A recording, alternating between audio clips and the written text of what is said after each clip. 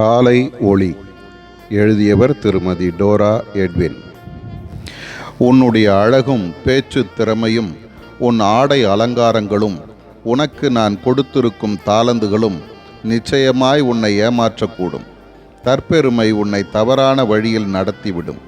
மகனே, மகளே, உயர்வு என்பது என்னிடமிருந்தே வரும். நானே உயர்த்துகிறவரும் தாழ்த்துகிறவருமானவர். இதை மறந்து விடாதே. உன் பார்வையில் நீ பெரிதாக தோன்றலாம், ஆனால் நான் எதன் அடிப்படையில் கிரியை செய்கிறேன் என்பதை மறந்து விடாதே.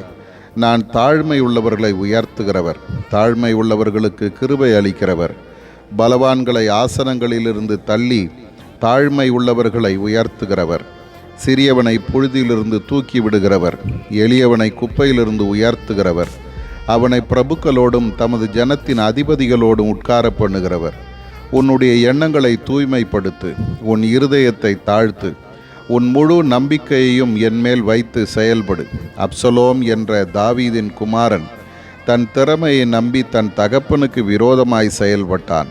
என்ன நடந்தது என்பதை நீ அறிந்திருக்கிறாய். அநியாயமாய் அழிந்து போனான்.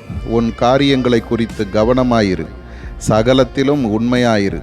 மனத்தாழ்மையை தரித்துக்கொள். யோசேப்பை காவல் கிடங்கிலிருந்து உயர்த்தின நான் ஒரு நொடியில் உன்னை உயர்த்துவேன். அமர்ந்த தண்ணீர்கள் அண்டையிலும் பசும் புல் தரையிலும் உன்னை நடத்தி உன் தலையை எண்ணெயால் அபிஷேகம் செய்கிறேன். உன் சத்துருக்களுக்கு முன் உனக்கு பந்தியை ஆயத்தப்படுத்தி உன் பாத்திரம் நிரம்பி வழியச் செய்வேன். ஆதார வசனம்: தாழ்மை உள்ளவர்களுக்கோ கிருபை அளிக்கிறார். நீதிமொழிகள் 3:34.